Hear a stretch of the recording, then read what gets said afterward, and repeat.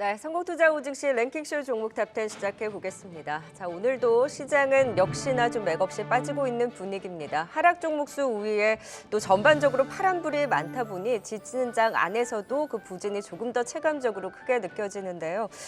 일단 굵직한 기업들의 실적 발표를 기다리고 있는 분위기, 그리고 전체적으로 시장을 올릴 만한 모멘텀이 부재한 가운데 방향성은 없고 계속해서 수급이 붙는 개별주들에 대한 움직임만 들썩이고 있는 상황입니다. 좀 중심을 잡고 종목 중심으로 시장에 대한 전략도 고민해 보도록 하겠습니다. 네, 오늘 이 시간 함께해 주실 분들입니다. 김덕호 주식회사 플래처 대표, 변영인 기업공시연구소 대표, 류용민 캐스터입니다. 어서 오세요. 안녕하세요. 네, 랭킹쇼 종목 탑10 시작해 보도록 하죠. 오늘 장의 종목 10위부터 8위까지 보고 오시죠.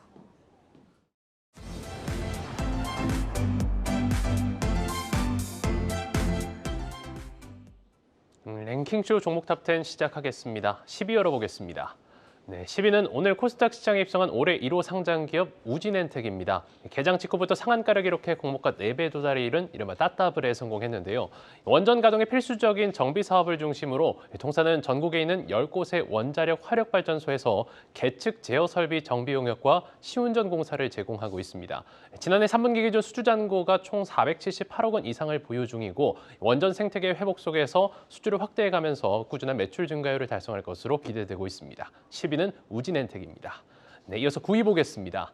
네, 9위는 인성정보입니다. 증권가의 긍정적인 분석이 나오면서 장중 상한가를 기록했는데요. 현대차증권에서는 GPT 스토어가 오픈 AI가 지배력을 강화할 것이라고 전망하면서 한국판 킬러 앱이 될 수 있는 가장 가능성 높은 분야로 의료 AI와 문서 AI를 주목해야 한다고 분석했습니다.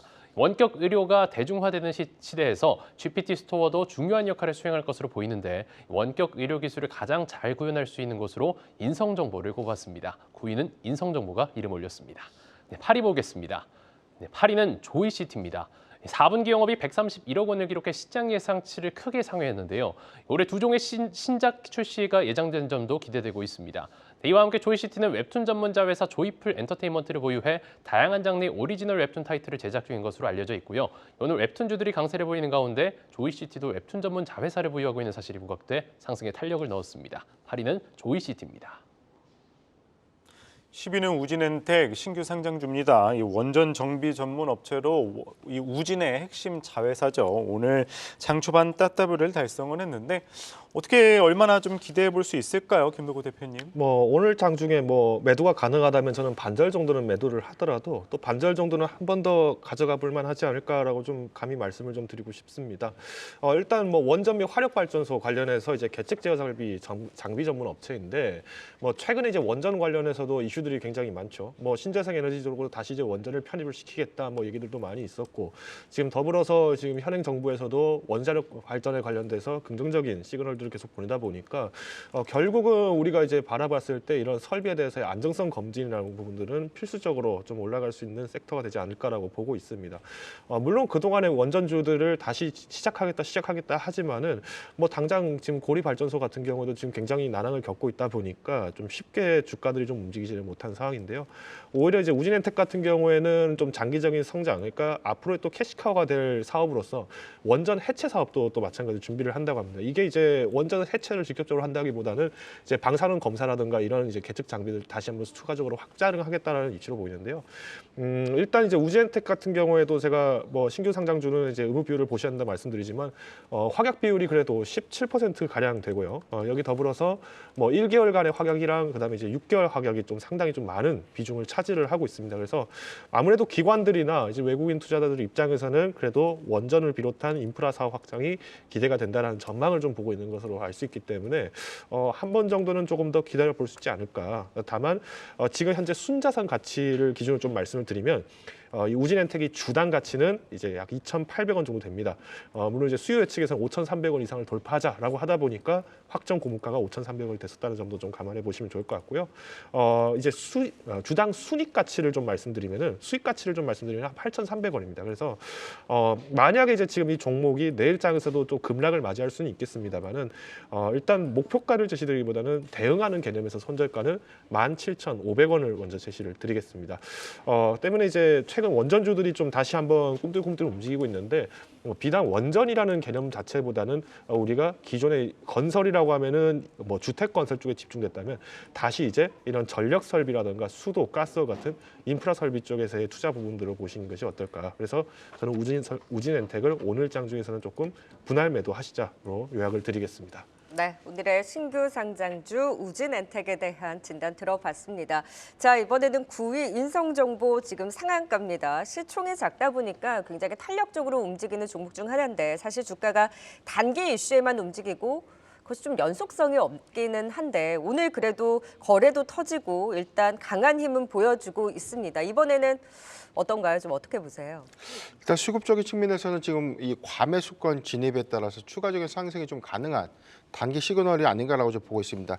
지난해 12월 보건복지부가 이 비대면 원격 진료를 적용 확대하겠다라고 좀 발표를 하면서 12월 주가에 대한 흐름도 굉장히 좀 좋았었습니다. 한 2,800원대, 3,000원대 초반에 형성됐던 주가가 12월 고가 기준에서는 약 3,700원대까지 상승을 한 이후에 일부 차익 되돌림이 좀 있었지만 최근에는 GPT 스토어에 관련된 이슈, 오늘 증권사 리포트에 관련된 영향에 따라서 단기 수급이 좀 크게 반영되는 흐름인데 일단 GPT 스토어에서의 수혜가 좀 부각이 됐습니다. 좀 여기에서는 원격 의료 이 부분이 좀 더 확대되거나 적용 가시화가 된다면 여기서 GPT 스토어 내에서 가장 비중이 높은 부분들이 바로 원격 의료 AI 부분, 이 부분에 대한 기술도를 좀 주목해보자라는 관점 때문에 단기적 수급 관점. 그래서 최근에 이 오픈 AI의 샘 올트먼의 방안을 좀 앞두고 있으면서 단기적으로 이 수넷마의 시세가 좀 지속되고 있는데 지금 관련해서는 이 챗 GPT 관련 스토어에 대한 오픈 기대감, 여기에 관련돼서 오히려 연동될 수 있는 어떤 이 단기적 수급이 크게 좀 반영된 효과가 좀 아닌가라고 좀 보고 있습니다. 오늘 전체 거래량이 3,700만 주, 지금 발행 주식 총수가 3,921만 주인데 거의 뭐 발행 주식 수의 거의 95% 이상에 육박하는 대량 거래가 좀 수반됐기 때문에 추가적인 상승이 좀 가능할 수 있는 구간은 맞다라고 좀 보여집니다. 다만 지금 3분기 실적 기준을 좀 본다면 원격 의료 관련된 어떤 솔루션 파트의 매출 비중이 0.2%에 아직 불과하다는 점은 이 회사가 보유하고 있는 이 플랫폼 하이케어넷의 이 매출이 현실화 내지 또 가시화되는 시점에 영향 부분으로 우리가 주시를 해야 되는 것이 아닌가라고 좀 보고 있고 지금은 신규종 매수 관점에서는 보유자의 영역이 아닌가라고 좀 보고 있습니다. 저는 보유자의 영역에서는 4,500원을 목표가로 좀 제시해드리고 손절가 3,300원을 제시해드리겠습니다. 네, GPT 스토어 출시에 따른 수혜 단기적 추가 상승은 가능하다. 인성정보 의견 들어봤습니다. 이어서 8위 또 조이시티 살펴보도록 하겠습니다. 지난 4분기 실적 괜찮게 나온 가운데 올해 신작 모멘텀도 기대되는 모습입니다. 특히 오늘 같은 경우에는 이제 자회사 또 웹툰 관련해서 정부가 이 웹툰 산업 발전 방향 발표한 데 따른 영향을 받으면서 오늘 또 강한 상승세 나오고 있는데요. 이 조이시티 대응 관점 어떻게 보시나요, 김덕구 대표님? 이 조이시티 같은 경우 제가 1월 3일 날 때 진단을 좀 드렸던 것 같습니다. 이제 이때 당시 소개드렸던 거는 이제 농구 게임, 그러니까 프리스타일 1, 2 관련해서 중국으로부터 이제 지적재산권 보호를 이제 1심 승소를 했다, 뭐 이 얘기를 좀 드리면서 얘기를 드렸던 것 같은데 오늘 장주에서 이렇게 좀 폭발적으로 나오는 상승도 어떻게 보면은 여기에 더불어서 이제 신작 개발에 대한 의지들이 나오고 있죠. 그때도 말씀드렸다시피 이제 조이시티가 지금 갖고 있는 약점이 PC 게임 같은 경우에는 사실 프리스타일을 제외하면은 대부분이 모바일 매출밖에 나오질 않습니다. 근데 이번에 모바일 매출이 영업이익이 뭐 500%가 늘었다, 뭐 이 얘기가 나오고 있는데 당연히 전년 대비해서 나오는 이제 수치적인 괴리 현상이 좀 나온 거라고 좀 보고 있고요. 그러면 우리가 이제 이 신작 기대감을 좀 봤을 때 과연 조이시티가 내보려고 하는 신작은 어떤 거냐? 이번 이제 상반기 내에서, 그러니까 이번 분기 내라고 합니다. 이번에 이제 스타시드라고 하는 새 게임을 이제 마찬가지로 출시 예정이고 하반기에는 디즈니에 있는 지적재산권을 활용해서 또 신작을 또 출시할 예정이라고 합니다. 여기에 대한 기대감들이 좀 아무래도 오늘 장주에서는 주가를 좀 빠르게 끌어올렸다라고 저는 보고 있고요. 지난 1월 3일 날 제가 제시했던 목표가였던 3,500원도 이미 오늘 장중에는 달성을 했다라고 봅니다. 자, 그러면 만약에 이 종목을 내가 오늘이라도 좀 뒤늦게 붙잡았다, 그러면 어떻게 대응을 해야 되냐라고 하신다면은 일단 저는 손절가를 좀 굉장히 타이트하게 3,300원을 좀 잡고 들어갈 것 같습니다. 그만큼 지금 이제 전년 대비해서 기술적 지표는 좋아졌는데, 수치상의 지표는 좋아졌는데 여기에 대한 매출들이 이제 영업이익이 지금 당연히 개발비로 보전이 되면서 들어갔기 때문에 추가적인 상승까지는 앞으로 조금 더 시간이 필요할 것으로 보여지고요. 하반기에 만약에 디즈니사에서의 그 지적재산권까지 연결을 해서 신작을 낸다 그러면은 당연히 런칭과 마케팅 비용이 좀 많이 들 겁니다. 근데 이번에 영업이익 부분이 빠르게 회복했던 것도 조금 비효과적인 광고비를 많이 줄여놨기 때문에 실제로 영업이익이 많이 개선됐다라고 한다는 걸 보면은 조금 더 단기간에서는 좀 기다려 볼 수 있지 않을까라고 좀 말씀드리겠습니다. 그래서 우선 이제 상반기 내, 그러니까 상반기 내 3,700원을 좀 다시 한번 목표로 좀 드리겠고요. 특히나 오늘 오후에 들어서 좀 이렇게 주가가 좀 갑자기 좀 다시 급락을 하는 모습을 봤을 때는 우리가 1시, 그러니까 12시 전후로 해서 조금 이렇게 좀 주가 자체를 좀 불타기를 하시는 분들 좀 잠깐 몰렸다가 좀 빠지는 경향이 좀 보입니다. 그래서 아직까지 실적에 대한 기대감을 완전히 손 놓기는 어렵다. 다만 우리가 모바일 매출량 부분에서 흔히 말하는 전쟁 게임이라고 하죠. 쟁 게임이라고 하죠. 다른 사람들 유저들과 전쟁을 붙는 이런 모바일 게임들이 좀 있기 때문에 실적이 좀 더디더라도 상승할 수 있는 여력은 충분히 있다. 그래서 목표가는 우선 1차 목표가로 3,700원 제시를 드리겠습니다. 네, 주이시티까지 살펴봤습니다. 계속해서 7위와 6위 종목도 알아보도록 하겠습니다.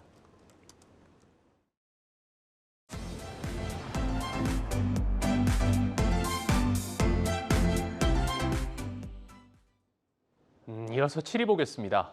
7위는 핑거스토리입니다. 디지털 만화와 웹툰, 웹소설 등 온라인 콘텐츠 공급업을 주 사업으로 영위하고 있는데요. 문화체육관광부가 전날 웹툰 분야를 넷플릭스와 같이 세계적인 플랫폼으로 육성하기 위해 만화 웹툰 산업 발전 방향을 발표하면서 수혜 기대 감소 관련주들의 투심이 쏠리고 있습니다. 문화체육관광부는 만화계의 칸 영화제와 같은 국제적인 시상식을 만들고 5년째 200억 원대인 지원 예산도 2027년까지 1,000억 원 수준으로 확대하겠다는 계획을 발표했는데요. 핑거스토리가 7위에 올랐습니다. 6위 보겠습니다. 6위는 가온칩스입니다.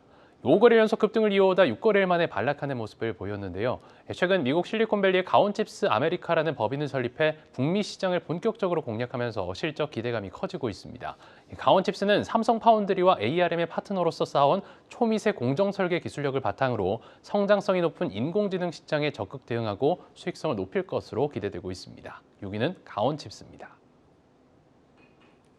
네, 자 어제 이어서 오늘도 일단 일부 웹툰 관련주들이 들썩이고 있습니다. 일단 전일은 이제 미스터 블루를 살펴봤는데 지금 미스터 블루는 상한가를 찍었습니다만 사실 그 외에 웹툰 관련주 좀 핑거 스토리도 그렇고 뭐 키다리 스튜디오 이런 종목들은 지금 윗꼬리를 달고 상당 부분 상승폭을 축소하기도 했고 MBT는 또 그동안 또 견조하게 움직였던 부분도 있어서 오히려 좀 하락 전환하는 모습입니다.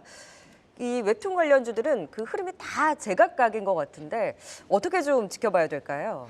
우선 핑거 스토리의 경우에는 최근에 어떤 웹툰의 어떤 기대감들을 좀 주가에 좀 덜 반영했다라고 좀 보여집니다. 지금 현재 시가총액이 631억 원이기 때문에 전체 수급에 대한 기대감은 부족했으나 후반에 오늘 수급이 굉장히 좀 컸다라고 좀 판단을 해봤는데 전체 1,658만 주의 이 거래량이 육박하는 1,613만 주에 현재 거래를 좀 수반하고 있다. 지금 최근에 3,000원에서 3,700~800원 구간이었던 박스권을 강하게 돌파하면서 4,000원대 이상에서의 주가 형성을 좀 하고 있다는 부분들은 단기적 기대감이 조금 더 유지된다면 추가적인 상승이 좀 가능할 수 있는 구간이 아닌가라고 좀 보여지고 있습니다. 현재 웹툰 플랫폼 무툰과 이 큐툰 서비스를 현재 운영하고 있는데 애플의 이 비전 프로 출시에 관련된 이 기대주로서도 이 최근에 어떤 이 단기 수급을 좀 개선시킨 모양새가 좀 있었습니다. 지난해 6월에 이 취득했던 온라인 컨텐츠 전문 분야의 전문 회사 엑스오비스의 지분 48억 원을 좀 취득을 했는데 모회사와의 지분 취득 전체 18%를 좀 취득하면서 신규 사업에 대한 기대감들을 좀 더 부각시키는 모습입니다. 현재 이 회사가 좀 보유하고 있는 뮤지엄 X라는 이 프로젝트 하에서는 K 웹툰을 기반으로 해서 여기서 적용하는 체험용 웹툰 서비스를 좀 출시한다라고 좀 밝혀지면서 비전 프로 출시 이후에 XR 또는 VR 관련된 컨텐츠에 대한 기대감들 여기에 관련된 업종 수혜 기대감들이 좀 부각이 됐는데 핑거 스토리의 현재 경우에는 정부의 정책 육성 기대감 그리고 애플의 비전 프로 출시 이후에 대한 이 체험형 컨텐츠에 대한 어떤 이 수혜 기대감까지 좀 부각되는 모습이 아닌가라고 좀 보여지고 있습니다. 지금 단기적 수급 관점에서는 오늘 가격 상승폭까지 좀 올라가는 흐름들 좀 보여줬지만 일부 시세를 좀 반납한 흐름들 좀 보여주고 있고요. 지금 14%대 주가 형성을 좀 하고 있지만 오늘 종가 기준에서는 4,000원대를 좀 지지해주면 추가적인 상승도 좀 가능하지 않을까라고 좀 판단을 해보면서 저는 목표가 5,200원 그리고 손절가는 3,300원을 제시해 드리겠습니다. 네, 핑거 스토리에 대한 의견 들어봤고요. 이어서 6위 또 가온칩스 살펴보도록 하겠습니다. 온디바이스 관련주로 묶이면서 상당히 많이 올랐었죠. 오늘 관련주들 좀 장 초반에는 하락하더니 그래도 많이 낙폭을 조금 줄인 상황인데 가온칩스 6거래일 만에 하락한 상황이긴 합니다. 이 조정 오히려 매수의 기회로 봐야 될까요? 어떻게 바라보시나요? 지금은 조금 숨 고르기의 입장에 있다라고 저는 보고 있습니다. 그만큼 이제 가온칩스가 사실 이제 북미 법인을 이제 설립을 했다라는 기사들도 나온 지가 꽤 오래됐고요. 더불어서 지금 뭐 온디바이스 AI, 특히 이제 샘 올트먼 이제 방한을 하게 되면서 AI 시장에 필요한 파운드리가 강화되니 그럼 당연히 디자인 솔루션을 제공하고 있는 이 가온칩스도 덩달아서 올라가지 않았겠느냐, 뭐 이렇게 말씀도 있을 것 같은데 저는 오히려 지금 시장에서는 조금 주가적인 부분들을 한번 다져갈 때라고 저는 보고 있습니다. 이미 이제 뭐 반도체의 핵심인 특히 이제 미국의 실리콘밸리에 지금 입지를 세웠다는 거는 그만큼 우리가 시스템 반도체 부분이 강화가 되고 있고 뭐 점유율이 50%가 넘는 이 시장에서의 심장부를 공략했다고 저는 얘기 드리고 싶습니다. 다만 이제 우리가 가온칩스가 여기서 조금 더 탄력적인 추진력을 얻으려면 삼성전자의 역량이 조금 더 중요시 봐야 될 것 같은데 다행스럽게도 이번에 이제 반도체 대전을 거치면서 로이터가 이제 발표한 바에 따르면은 이번에 삼성전자가 TSMC를 한번 넘어설 수도 있다라고 얘기한 부분이 있습니다. 그 원인이 뭔가 보니까 사실 시스템 반도체 쪽만 해당해서 본다면은 뭐 TSMC가 아직까지는 좀 선두주자의 파이를 좀 더 크게 갖고 있지만은 결국 우리가 파운드리뿐만 아니라 패키징 기술까지 접목해 본다면은 메모리 분야와 시스템 반도체를 모두 갖고 있는 삼성전자에게 한 번쯤 기회가 올 수 있다. 뭐 이런 긍정적인 얘기들이 나왔죠. 그러다 보니까 가온칩스 입장에서도 사실 지금 실리콘밸리에 가서 영업을 한다라고는 하지만 결국 지금 삼성전자도 마찬가지로 이번에 엔비디아향 HBM3를 HBM3E로서 다시 한번 수출을 논의를 하고 있는 상황이기 때문에 저는 조금 더 기다려볼 수 있는 여력이 필요하다. 다만 지금까지는 단기적인 상승에 대한 조금 호흡 가다듬기다라고 얘기를 드리고 싶습니다. 그래서 우선 오늘 장중에 혹시나 매매를 하셨는데 조금 내가 현금이 급시 필요하다라고 하신다면 1차 손절가는 63,000원을 제가 제시를 드리겠고요. 오히려 이제 장중에서 이게 좀 상승을 하더라도 저는 1차 목표가는 75,000원 선에서 이때는 비중 조절에 대한 개념으로 접근하시는 것을 좀 권고드리고자 합니다. 네, 가온칩스는 사실 전일 굉장히 특징적인 흐름을 보여줬죠. 단기 급등한 데 따른 좀 숨고르기의 과정이 조금 더 있을 수 있다라는 분석까지 들어봤습니다. 10위부터 6위까지 투자 포인트 다시 한번 정리하고 가겠습니다.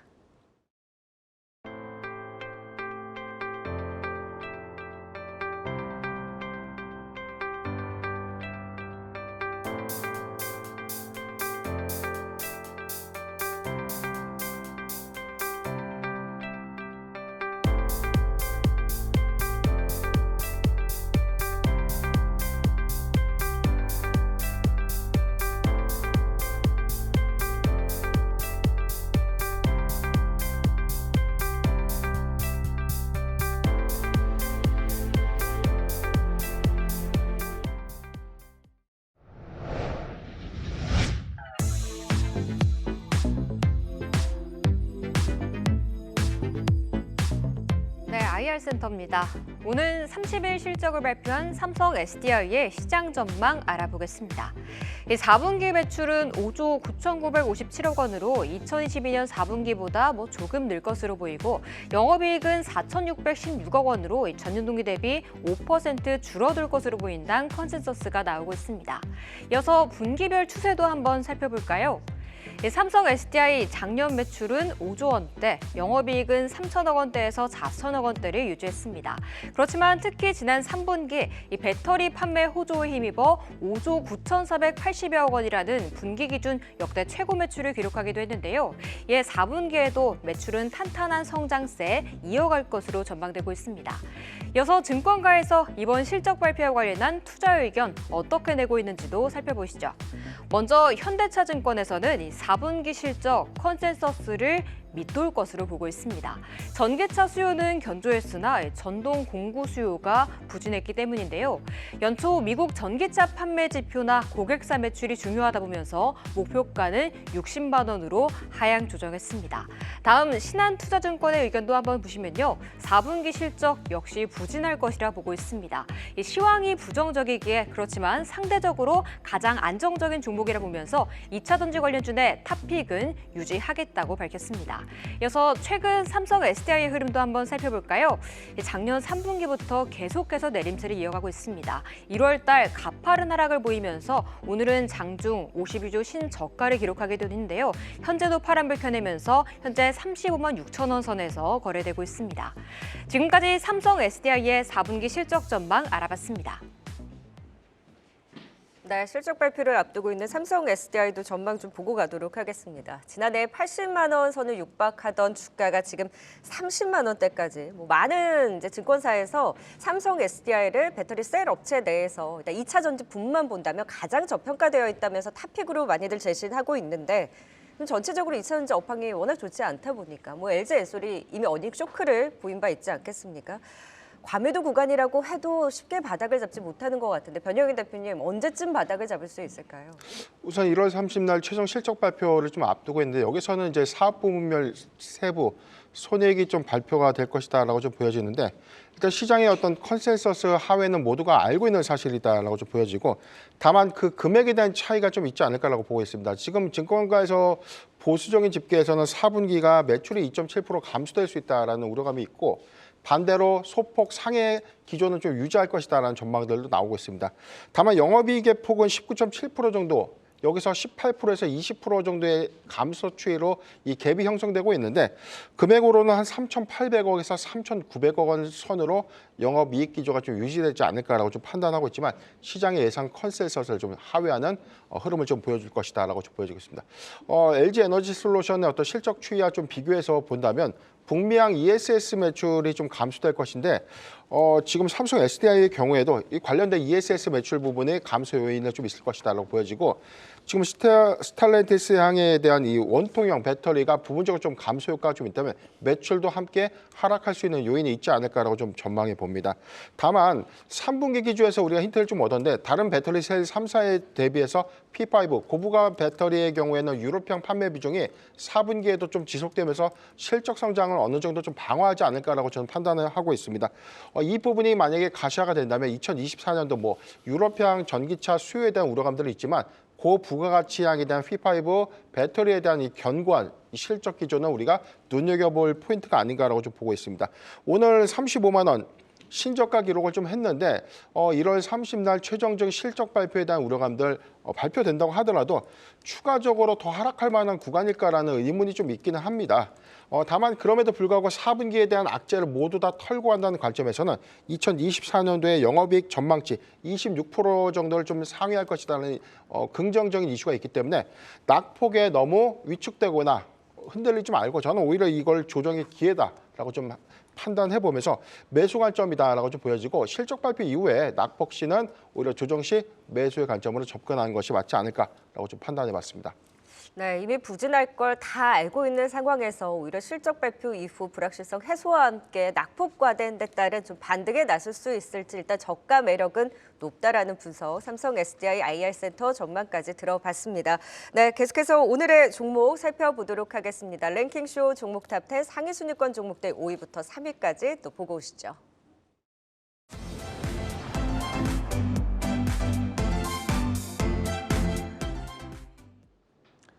이어서 5위 보겠습니다. 5위는 PCB 전문 생산업체 코리아 서킷입니다.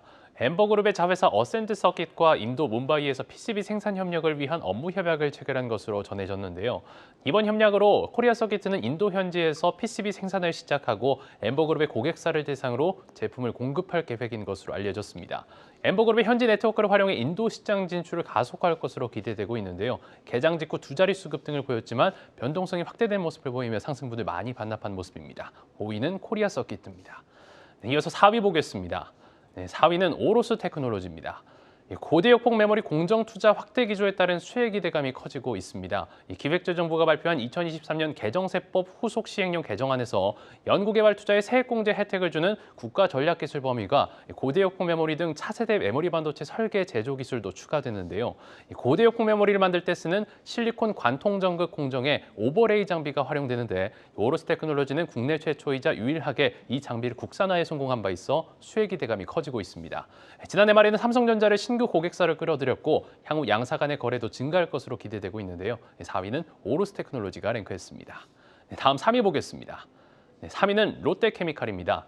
최근 낙폭이 컸던 화학업종이 오늘장 상승세를 보이는 가운데 롯데케미칼이 두드러진 상승을 나타냈습니다. 4분기 실적은 전분기 대비 적자 전환에 부진할 것으로 예상되고 있지만 인도네시아 라인 프로젝트와 관련한 기대감이 커지면서 투심이 쏠린 모습인데요. IBK 투자증권에서는 약 40억 불이 투자되는 인도네시아 라인 프로젝트가 내년 상반기 완공되고 하반기부터 상업 가동에 들어갈 것으로 보이는 가운데 인도네시아 화학 제품 수요 성장률이 높은 상황에서 해당 프로젝트가 양호한 수익성을 보일 것이란 전망을 내놓기도 했습니다. 롯데케미칼이 3위를 차지했습니다. 네, 5위는 코리아 서킷입니다. 오늘 개별적인 이슈가 있었죠. 인도 엠버그룹 자회사와의 이 생산 협력 체결 소식에 좀 주가에 긍정적인 영향 미치는 듯 싶더니만은 좀 윗꼬리를 길게 된 상황이긴 합니다. 오늘의 이슈 좀 어떻게 바라보시나요, 변영인 대표님?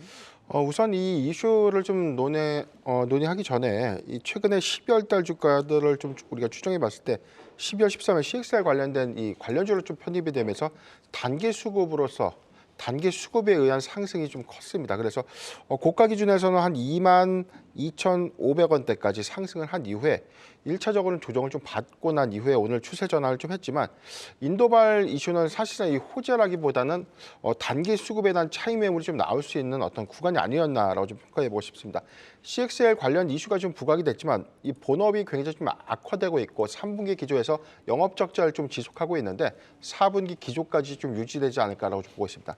매출 포지션을 보면 전체 PCB 매출의 상당수 84.2%가 통신기기 또는 전자제품향 비중입니다. 그래서 반도체 매출 비중이 현재 14.9%밖에 이제 되지 않는다는 점이 업황 회복에 대한 기대감을 수반한다고 하더라도 반도체향 매출 비중이 크게 개선되지 않는 흐름들은 관련주 편입에 대한 착시가 좀 있을 뿐 여기에 관련된 어떤 단기적 수급에 의한 주가 상승이 너무 과대하게 반영된 측면이 좀 있지 않나라고 보고 있습니다.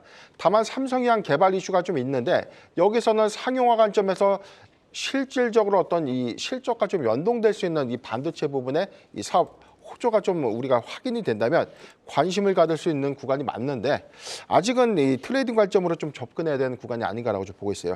12월 26일 장내 특수관계자의 매도 물량 이후에 주가가 좀 추세 전환을 했었고 오늘 장중에는 11.3%까지 상승한 21,750원까지 상승을 했지만 현재 2.8%의 상승폭을 모두 다 반납했다는 부분들은 단기적인 어떤 기대감보다는 오히려 차익 매물에 대한 리스크 비중을 우리가 좀 염두에 대한 구간이 아닌가라고 좀 판단을 해봤습니다. 네, 자 이어서 4위 오로스 테크놀로지도 체크해 보겠습니다. 자, 오늘 SK하이닉스의 HBM 공정 국산 장비를 대거 투입한다라는 언론 보도가 전해지고 나서 이 관련한 종목군들이 테마를 형성하면서 일제히 오르는 모습이었는데 여기도 사실 종목별로 주가의 흐름은 다 차별화되고 있습니다. 코셋은 지금 상한가를 가긴 했습니다만 오로스테크, 펨트론, 고용과 같은 종목들이 일단 좀 윗꼬리를 달고 내려오는 움직임이 나오고 있는데요. 일단 이슈로 이슈 몰이는 되기는 했는데 주가는 얼마나 움직일까? 이 안에서 종목도 선별을 해봐야 되는 걸까요? 일단 지금 국가전략기술에 지금 HBM이 지금 편입이 됐다라는 게 지금 어떤 식으로 지원이 되냐면은 그러니까 R&D에서 이제 실제로 이 HBM 사업을 영위하는 기업들 같은 경우에는 지금 R&D 예산에 대한 세액 공제를 40%에서 50%까지 해주겠다 이 얘기가 나오다 보니까 아무래도 지금 이제 R&D 부분에 지금 영역을 굉장히 많이 쓰고 있는 기업들 같은 경우에는 상대적으로 주가가 좀 높게 올라가는 편이고요. 반면에 이제 제품군 매출이 좀 높은 기업들 같은 경우에는 조금 약소하게 올라가는 편이 아닌가라고 해석을 할 수 있을 것 같습니다. 물론 그렇다고 해서 우리가 잘 알고 있는 삼성전자를 비롯해서 많은 기업들이 사실 이 HBM 투자를 계속 강화를 할 수밖에 없는 입장이기 때문에 오늘 장중에서 좀 이렇게 올라가는 거는 조금 단기적인 모습이 좀 보이는 것이 특징이고요. 반면에 이제 오로스 테크놀로지 같은 경우에는 이미 이제 오버레이 계측 장비 관련해서 지금 최초라는 타이틀이 있다 보니까 여기에서 조금 더 탄력이 붙은 것 같습니다. 물론 우리가 항상 이제 반도체 특히 HBM3 같은 경우에도 작년부터 해서 HBM3 강해진대 XGSL이 계속 강해진대 얘기는 나왔지만은 정작 먼저 갔던 거는 오히려 HBM3를 비롯한 이런 하드웨어적인 부분이 먼저 갔고요. 즉 우리가 제품 자체가 완제품이 먼저 나가려고 하다 보니까 소재 부품 중심으로 해서 먼저 주가들이 움직였습니다. 근데 최근 들어서는 이것과 연계되는 이제 반도체 장비들이 좀 후행해서 움직이고 있다는 점이 좀 특징입니다. 지난주에도 진단할 때 드렸던 이오테크닉스 같은 경우에도 뭐 레이저 커팅 장비 지금 양산 평가를 지금 논의 중이다까지만 나왔는데도 주가가 벌써 뭐 19만 원 이렇게 가버렸는데 이만큼 이제 우리나라 안에서 자체적으로 만들 수 있는 국산화 장비로서의 매력들이 기존에 갖고 있던 시장에서의 점유율을 뺏어올 수 있다 보니까 그만큼 먹거리가 커진다라는 것이 이제 부각이 좀 많이 되고 있다라고 볼 수 있을 것 같습니다.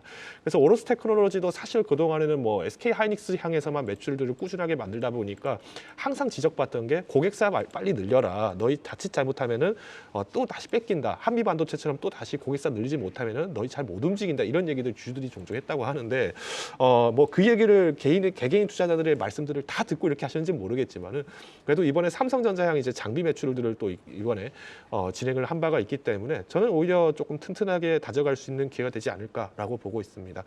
다만 이제 오늘 장주에서 좀 주가가 좀 급등한 현상도 있고 더불어서 지금 실적 자체에 대한 개념보다는 HBM 편입에 대한 기술에 대한 테마 자체로 좀 급등한 것이 있기 때문에 단기적인 숨고르기가 좀 나올 것으로 예상을 하고 있습니다. 그래서 이 종목을 좀 보유하신 분들이라면은 저는 손절가는 29,000원까지 조금 깊게 잡고 가셔야 될 거라고 보고 있고요. 반면 이제 연중의 목표가라면은 저는 일단 37,000원 선을 돌파 이후에 주가가 다시 한번 조정이 일어나는지에 대한 여부를 추적하셔야 될 것 같습니다. 그래서 1차 목표가는 37,000원 제시를 드리겠습니다. 네, 오로스 테크놀로지에 대해서 들어봤습니다. 이어서 3위 또 롯데케미칼 살펴보도록 하죠. 이 지난 12월부터 조금씩 하락세 이어지다가 정말 많이 주가가 빠진 상황입니다. 최근 이틀 동안에는 조금 그래도 반등하는 모습인데 롯데케미칼 올 한해 좀 어떻게 대응하면 좋을까요, 변영인 대표님? 네네, 보합권 거래일까지 포함해서는 약 한 10거래일 정도 연속해서 좀 하락했다라고 봐도 무방한데 지금 과대 낙폭을 좀 보여줬던 이유 두 가지라고 볼 수 있습니다. 4분기 실적에 대한 우려감들 그리고 롯데건설의 어떤 이 유동성 리스크가 좀 부각됐다. 이 두 가지 측면 때문에 롯데케미칼이 과도하게 주가에 영향을 좀 받았다라고 좀 보고 있습니다. 먼저 4분기 영업이익의 경우에는 시장 컨센서스를 좀 하회할 것이다라고 좀 예측되고 있는데 4분기 적자로 전환할 것이다라는 예상이 있었지만 실질적으로 예상되는 영업 적자 폭이 더 늘어날 수 있다라는 어떤 우려감들이 좀 반영되고 있습니다. 240억 원의 영업 적자가 좀 예상되고 있는데 증권가에서는 1,600억 원 규모의 영업 적자로 좀 확대될 수 있다라는 어떤 리스크가 부각이 된 것입니다. 일단 지난해 인수했던 일진 머티리얼즈에 대한 영업비, 상각비가 좀 올해 일회성 비용으로 좀 반영이 될 수 있다라는 부분과 그럼에도 불구하고 지금 2차 전지 업황에 대한 어떤 악화, 이 부분에 따른 어떤 자회사 평가 손실 부분 그리고 석유 화학 부분에 대한 업황 부진에 따른 영향 이 두 가지 측면으로 인해서 4분기 실적까지 그리고 2024년도 상반기 실적에 대한 전망치도 그리 밝지 못하기 때문에 실적에 대한 우려감들이 더 크게 좀 작용하는 것이 아닌가라고 보고 있습니다. 태형건설발 이 유동성 리스크가 롯데건설로 좀 옮겨지면서 과거에 5천억 원 규모의 유동성을 좀 공급했던 롯데케미칼이 당시에도 이 유동성에 관련된 이슈 때문에 주가 조정을 받았는데 물론 5천억 원에 대한 회수는 완료했지만 추가적인 유동성 공급에 대한 우려감들 이 부분이 투자 내재화에 대한 부분에 대한 이 업황의 연동성 관점에서의 어떤 훼손 이 부분을 염두에 하는 흐름으로 좀 저는 예측하고 다만 오늘 7.7%대 좀 상승이 좀 나온 부분들은 실적에 대한 어떤 기대치보다는 단기 과대 낙폭에 따른 저가 매수세의 유입이 아닌가라고 좀 보고 있어요. 주봉 차트 관점에서도 지금 역사상 저가 부근까지 좀 내려왔기 때문에 향후에 4분기 실적에는 악재 반영 이후에 롯데건설발 이 유동성 리스크가 좀 더 극복이 된다면 충분히 추세는 좀 전환될 수 있다라고 좀 판단을 해봤습니다. 네, 그리고 지금 트럼프 전 대통령이 경선에서 또 2연승을 거두다 보니 석유화학 관련해서도 저가 부근에서 일단 이런 트럼프발 이슈가 맞물리면서 좀 반등에 나서고 있긴 한데 일단 펀더멘털적으로나 또 중국 경기 부분이라든지 유동성 리스크도 있는 만큼 일단 저가 부근에서의 기술적 반등 수준으로 지켜보자 롯데케미칼 진단 들어봤습니다. 자, 계속해서 또 실시간 유튜브에서 시청자분들 어떤 대화 나누고 계신지 분위기도 살짝 보고 가겠습니다.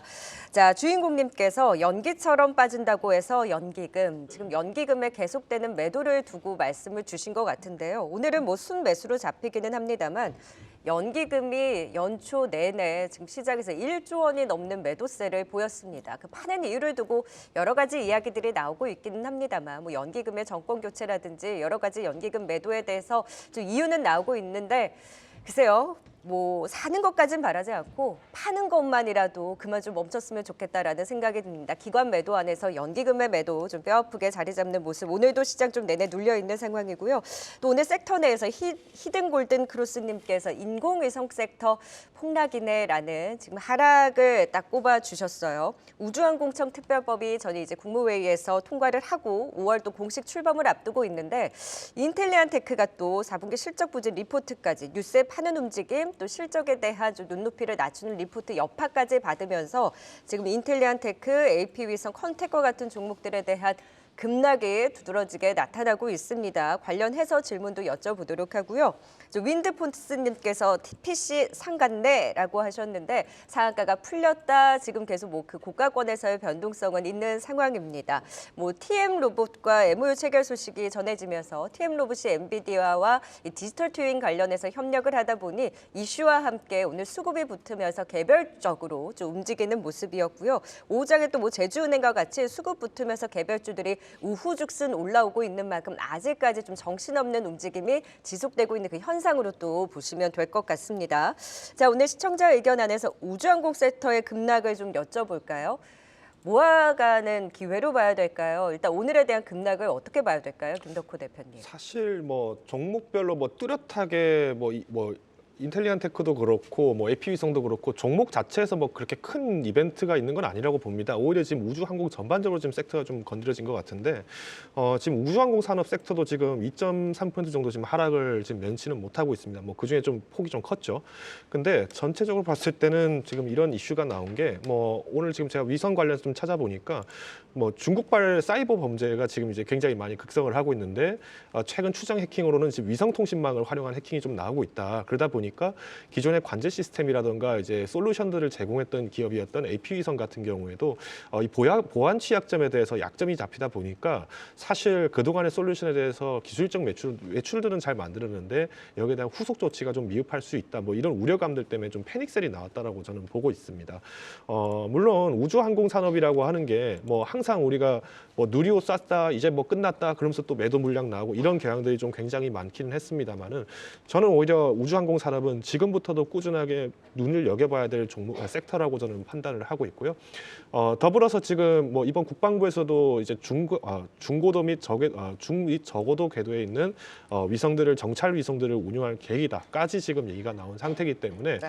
뭐 여러 기업들이 지금 거론이 되고 있습니다만은 저는 뭐 이런 군사 보안상에서의 어떤 정찰 위성이라든가 또 더불어서 6G까지의 연계를 했던 통신 위성까지 좀 확대를 해본다면은 아직까지는 조금 등락의 폭은 단기적으로 나오는 것이다라고 얘기를 좀 드리고 싶습니다. 그래서 저는 위성주들은 조금 지금 시점에서 현금이 좀 있으신 분들이라면은 살 수 있겠지만 지금 고유하신 분이 오늘 수익이 좀 많이 손익이 났으니까 이거를 과감하게 더 추가 매수하겠다고 보기에는 조금 자제하시는 게 어떨까 판단하고 있습니다. 네, 인공위성 섹터에 대한 하락에 대한 움직임 또 대응 전략에 대해서 들어봤습니다. 네, 이제 오늘의 종목 딱 두 종목 남겨놓고 있습니다. 2위와 1위까지 확인하고 오시죠.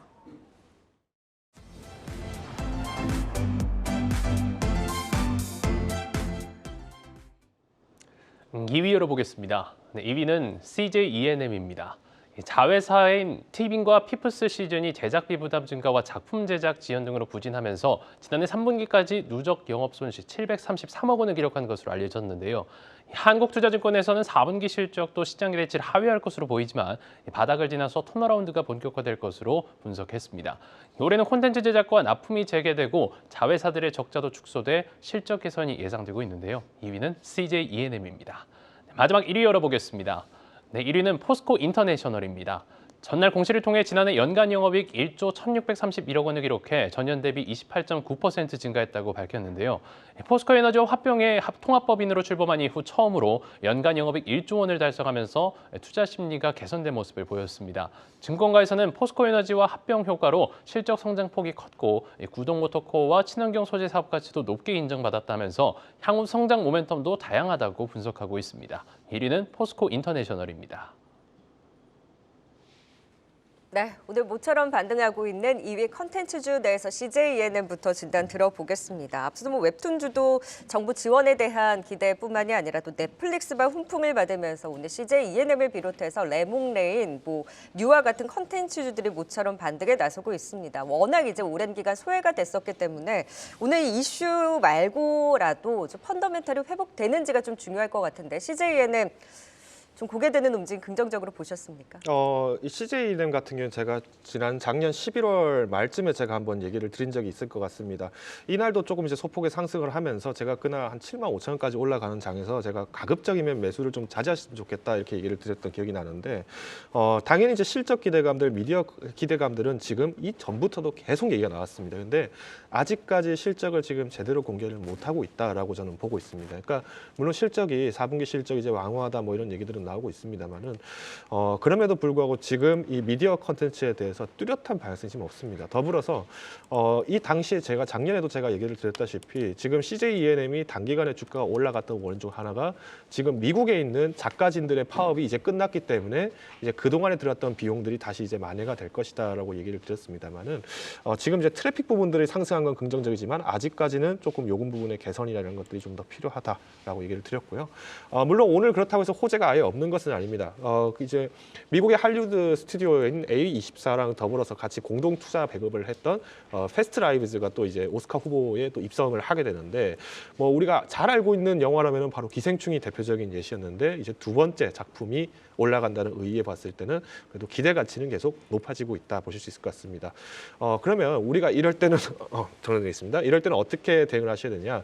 자, 우선은 기대감 부분 당연히 좋기 때문에 목표가를 조금 장기적인 호흡을 갖고 가신다라면은 현금 여력이 있는 분들은 도전하셔도 나쁘진 않을 것 같습니다. 근데 조금 단기적인 이슈에서 좀 소음이 발생할 만한 걸 찾아보니까 지금 회사채 같은 경우에 이번에 2년 만기, 3년 만기를 지금 이제 발행을 했는데 실제로 등급이 AA 등급인데도 불구하고 마지막 3년 만기가 50억 정도가 남다 보니까 이 만기 채우려고 추가 청약 받아서 했다. 이 부분들은 지금 시장이 생각만큼 컨텐츠 부분들에서 장기적으로 계속 컨텐츠 하느니 다른 걸 보겠다. 라는 게 지금 채권 시장에서 보여진다는 것이 특징입니다. 그러면 저는 오히려 CJ ENM을 투자하실 때 저는 연중 목표가는 7만 8천 원까지 조금 상향을 시키더라도 지금 단계적으로 상승할 때마다 지금 기존 보유자분들이라면은 조금씩 차익 매물을 내어놓으시면서 꾸준히 올라가시는 게 어떨까라고 보고 있습니다. 그래서 목표가는 7만 8천 원, 손절가는 6만 7천 원 제시를 드리겠습니다.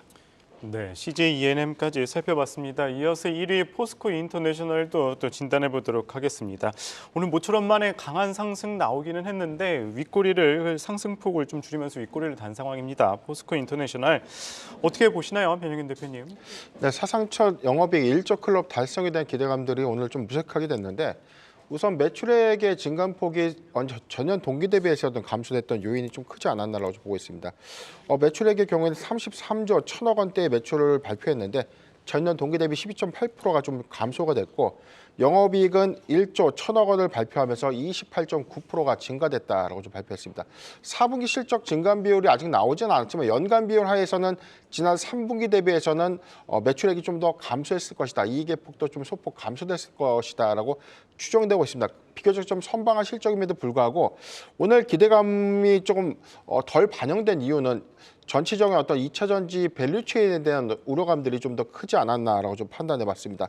일단 이번 실적에 대한 어떤 상승, 성장 견인 효과는 지난해 합병했던 포스코 에너지의 어떤 합병 기인도가 좀 높았다라고 좀 보여지고 있고 우선 호주와 장기 가스 공급 계약 체결 이후에 관련돼서도 2024년도부터도 안정적인 실적 베이스가 좀 이어질 것이다라고 좀 보여지고 국내 연간 40만 톤의 가스 공급이 좀 가시화되면서 추가적인 포스코 에너지 사업 부분에 대한 이 매출 기인도의 효과들은 올해 그리고 내년도에도 지속될 수 있는 가능성이 있다라고 좀 보여지고 있습니다.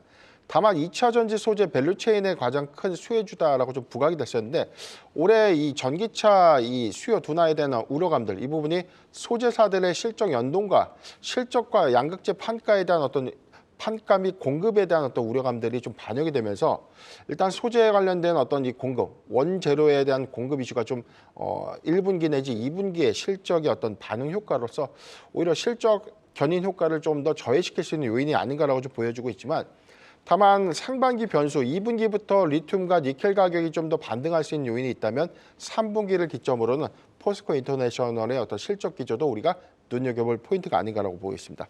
오늘 주가 형성 구간에서 48,700원, 241선 이상에서 지금 주가 좀 5200원의 흐름들 좀 보여주고는 있지만 여기서 추가적인 이탈을 한다면 주가는 4만 원 중반까지 밀릴 가능성은 있다라고 좀 보여지지만 그럼에도 불구하고 고점 대비에 대한 낙폭이 좀 크다는 점, 1분기에 대한 실적 전망치도 우리가 안정적인 베이스에서 좀 주시를 해본다면 저가 매수 매력도는 좀 높지 않을까라고 좀 보고 있습니다.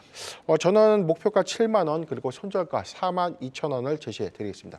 네, 전일 실적 나왔을 때는 오히려 주춤했는데 하루 시차를 두고 반등을 주는 포스코 인터내셔널이 1위입니다. 포스코 홀딩스도 연간 실적을 발표했는데 이것도 실적 기대도 높지 않았고 아직까지 뭐 철강 시황도 그렇고 소재 부문도 좀 저조합니다. 지난해는 그랬다고 하더라도 포스코 홀딩스 새해에는 회복에 대한 기대가 좀 있을까요, 김덕호 대표님? 일단 작년 영업이익이 뭐 전년 대비해서 27%가 감소했다. 뭐 이 내용들은 뭐 어느 정도 우리가 공감을 할 수 있는 것이 뭐 철강 가격은 올라가고 리튬 가격은 떨어지고 이러다 보니까 기껏 투자했던 사업은 지금 사실상 실적이 악화되고 하고 있던 산업들도 악화가 되고 이랬다는 얘기들이 좀 나오고는 있습니다. 근데 저는 오히려 지금 포스코 홀딩스가 그러면 우리가 기존에 하던 산업인 철강 산업이 다시 한번 부흥을 일으킬 수 있는 좋은 기회가 되지 않을까라고 좀 말씀을 드리고 싶습니다. 사실 뭐 주가적인 면에서 봤을 때면은 우리가 지난 7월, 그러니까 올해 작년 7월에 한참 리튬 가격 인상에 대한 부분들, 리튬 사업이 강화된다, 포스코도 이제 뭔가 한다, 2차 전지 쪽에서 강세가 된다 이런 기대감들이 딱 리튬 이슈 전까지만큼으로 주가가 떨어졌습니다. 자 그러면 우리가 다시 한번 냉철하게 이 기업을 봤을 때 지금 현재 포스코 같은 경우에는 철강, 강판 이런 자재들을 계속 수출할 수 있는 기회가 지금 미국 대선이 있기 때문에 충분히 저는 가능하다고 보고 있고요. 네. 두 번째는 지금 물가 상승률이 그만큼 많이 하락을 하고 있습니다. 그래서 저는 포스코가 리튬에 의한 2차 전지 주로서의 상승보다는 오히려 건설주의 부분과 인프라 투자의 확장으로 좀 더 수혜가 가능할 것으로 보고 있습니다. 그래서 뭐 관련해서는 뭐 오늘도 보니까 대한전선도 심지어 전년 대비해서 역대 최대의 뭐 영업이익이 나왔다, 뭐 15년 만에 최대이익이 나왔다 이런 얘기들이 나오는데 이것처럼 그러니까 우리가 앞으로 좀 노려볼 수 있는 알짜 기업들은 조금 소외됐던 종목들도 함께 보시면서 투자를 해보시자라고 좀 요약을 드리겠습니다. 네, 포스코 인터내셔널과 포스코 홀딩스까지 살펴봤습니다. 5위 코리아 서키트부터 1위까지 투자 포인트 다시 한번 보고 오겠습니다.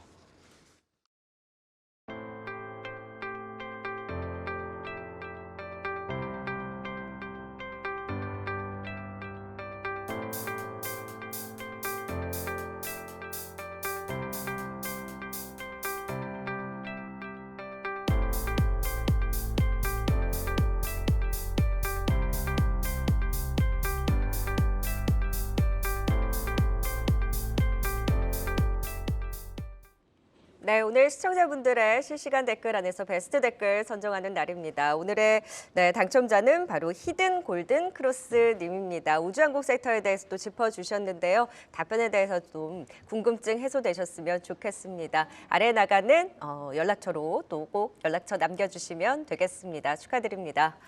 네, 오늘은 김덕호 변영인 대표와 함께했습니다. 말씀 고맙습니다. 고맙습니다.